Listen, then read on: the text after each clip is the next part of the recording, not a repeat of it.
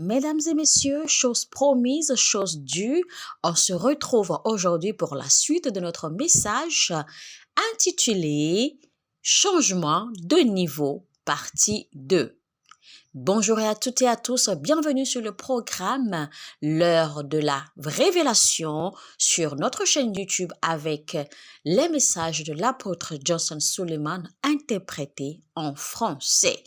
Installez-vous confortablement, chers téléspectateurs.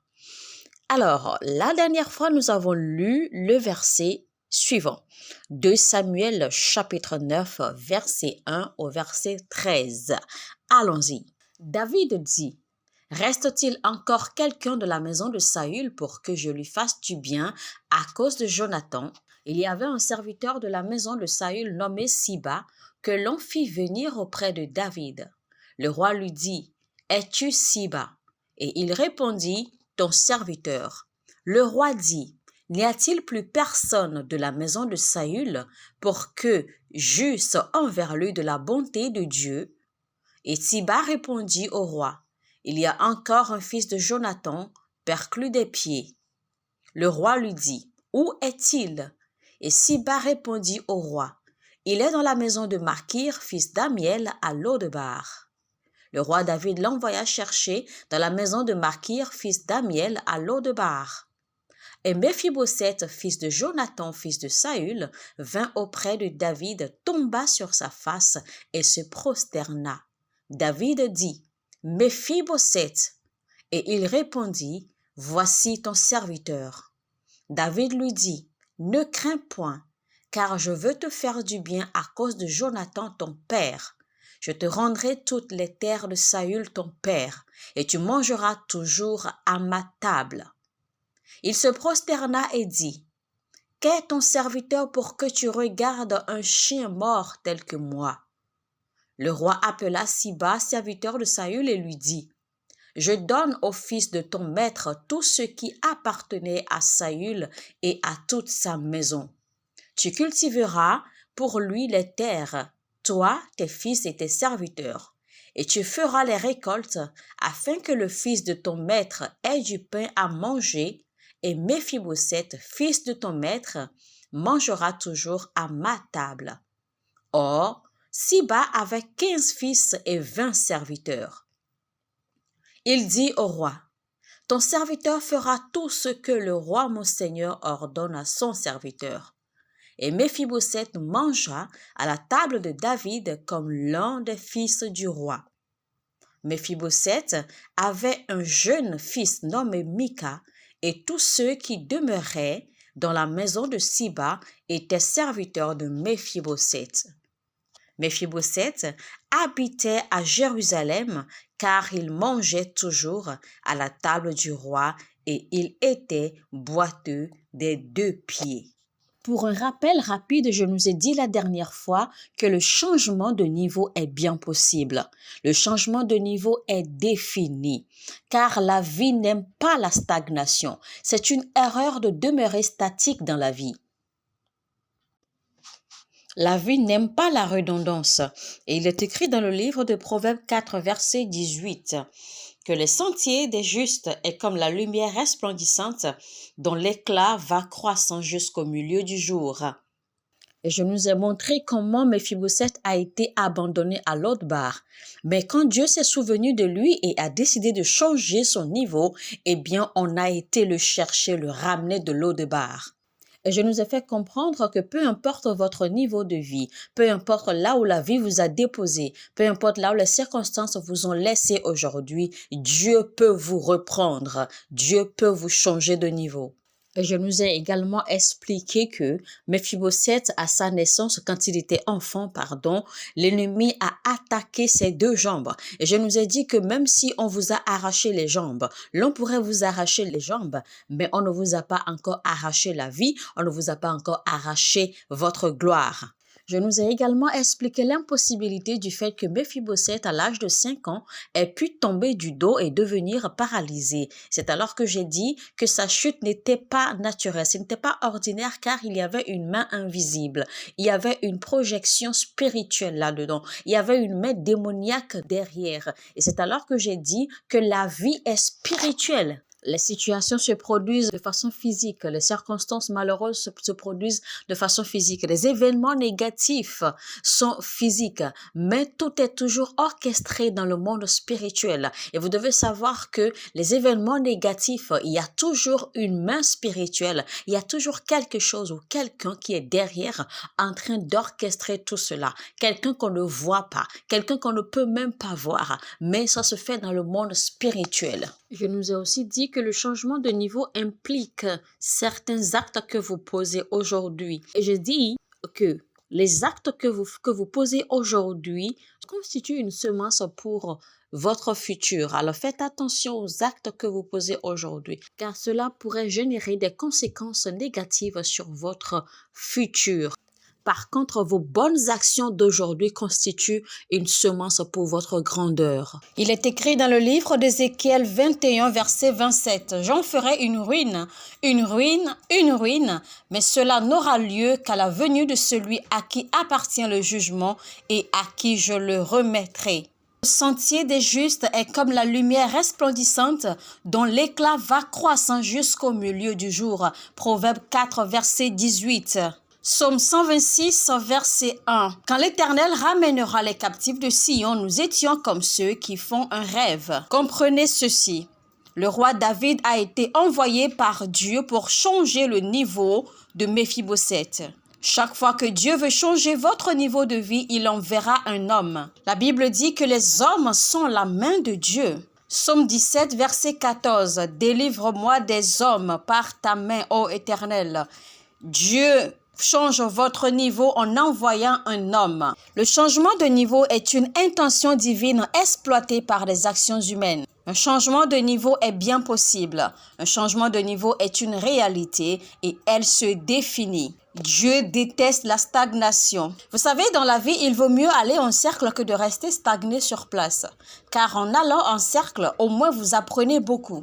Les enfants de Dieu ne regrettent pas, mais ils apprennent plutôt des leçons de leurs expériences. Dieu n'aime pas la stagnation. Et quand vous stagnez trop longtemps sur place dans un niveau de vie, vous commencez à ressembler, à manifester ce niveau. Vous devez croire en quelque chose.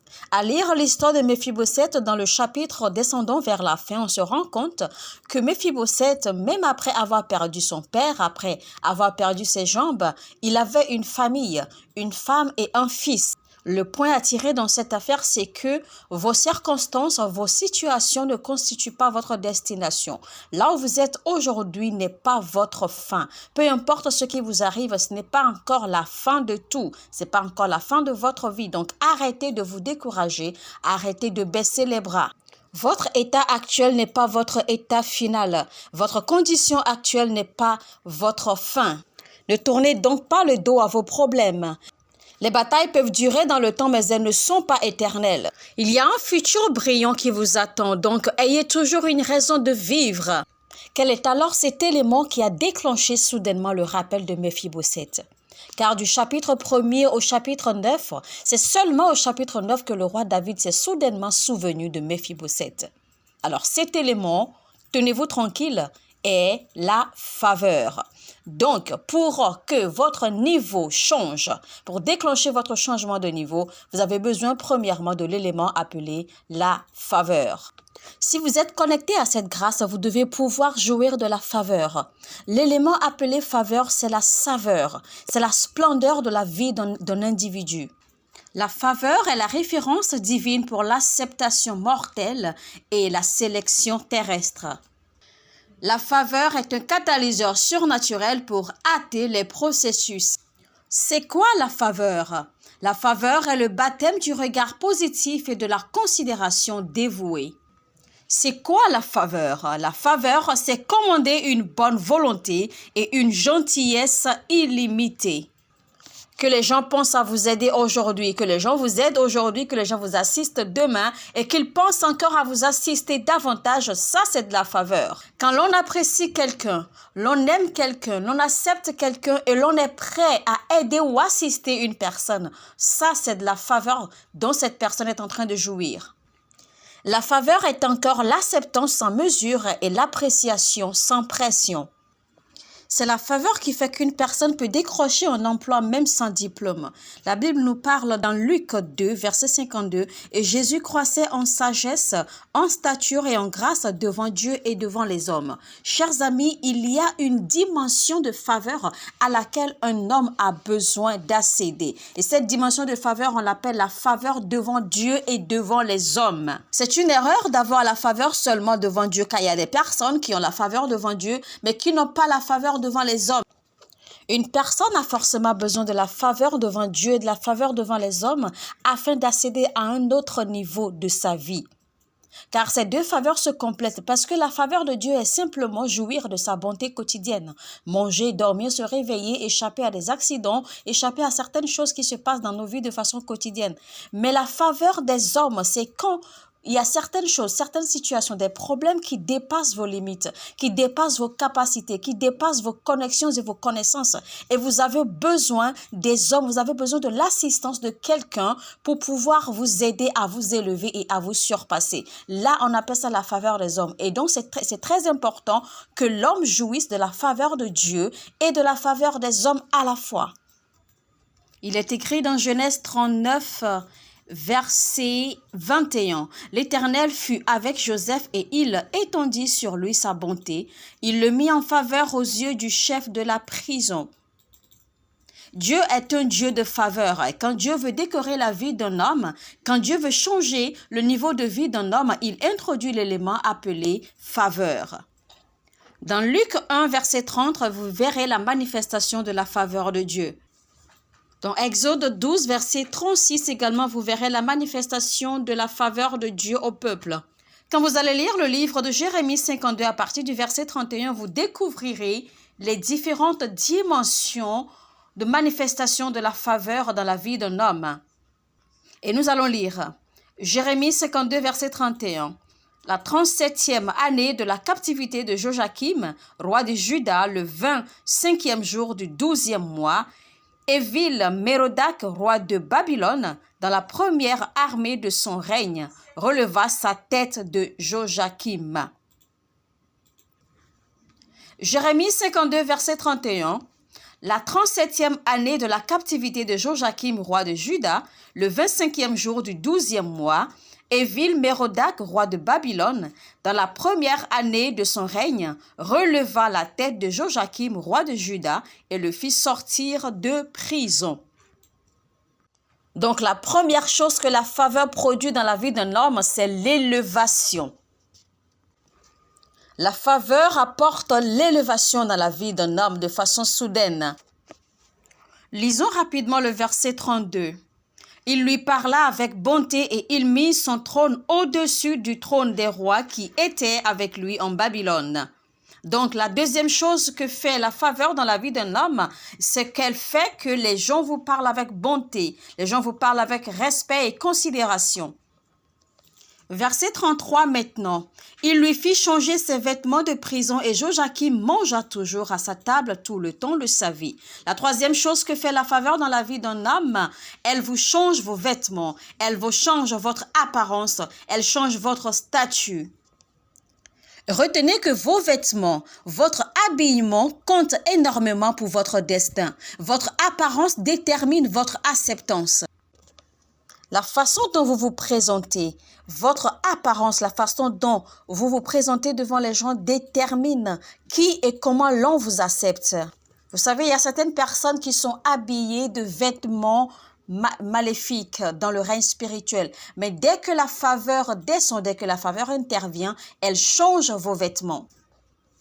Et au verset 34, maintenant, il dit, « Le roi de Babylone pourvut constamment à son entretien journalier jusqu'au jour de sa mort, tout le temps de sa vie. » La quatrième chose que fait la faveur dans la vie d'un homme, elle change votre alimentation, elle change votre entretien.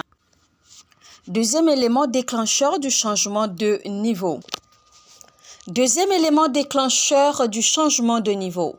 La Bible nous dit dans le livre de 2 Samuel 9 au verset 7, il dit que le roi David a restauré tous les biens de Saül et tous les biens Jonathan à Méphibosheth. Donc Méphibosheth, du coup, a hérité de tous les biens de son père et de tous les biens de son grand-père. Donc, un changement de niveau n'est pas possible sans le mystère de la restauration. Vous avez donc besoin de la restauration des fruits de vos labeurs. Vous avez également besoin de la restauration de vos héritages en Christ en tant que croyant. Troisième élément qui déclenche un changement de niveau, c'est le rappel. Que l'on se rappelle de vous, que l'on se souvienne de vous. Troisième élément donc qui déclenche un changement de niveau, c'est le souvenir, la mémoire, que l'on se souvienne de vous. Jérémie 15:15, vous avez besoin d'un rappel surnaturel. Le roi David s'est donc appuyé sur les bonnes œuvres de Jonathan pour se rappeler de son fils Méphibosheth afin de changer son niveau. Mesdames et messieurs, nous voici à la fin de ce message si intéressant, changement de niveau. Nous espérons que ce message vous a béni. Sur ce, demeurez bénis et l'on se retrouve la prochaine fois.